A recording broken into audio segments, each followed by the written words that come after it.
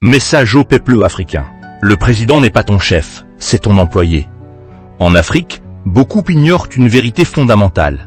Le président n'est pas le propriétaire du pays. Il n'est pas le papa de la nation. Il est un employé du peuple, payé par le peuple, pour servir le peuple. Mais quand l'ignorance règne, l'abus s'installe. Chaque mois, son salaire sort de votre argent. Chaque déplacement officiel est financé par vos impôts.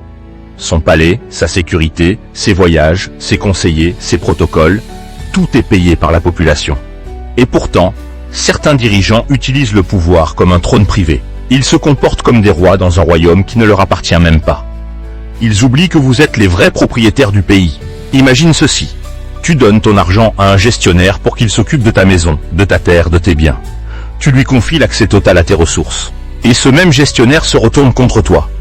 Il te chasse de ta propre maison. Il utilise ta richesse pour t'humilier. Il te fait taire, il t'écrase. C'est exactement ce que vivent des millions d'Africains. Depuis quand un domestique se prend pour le patron? Depuis quand celui que tu payes décide de t'opprimer? Depuis quand l'employé commande le propriétaire? Le peuple doit se réveiller. La limitation de mandat n'est pas un sujet de débat, c'est une exigence. On ne consulte pas le peuple pour prolonger son pouvoir. On consulte le peuple pour régler la faim, le chômage, la sécurité, la santé, l'éducation. Aux dirigeants. Souvenez-vous que vous êtes des employeurs du peuple, pas des dieux sur terre. À la population, souvenez-vous de votre force. Un peuple conscient corrige sa nation.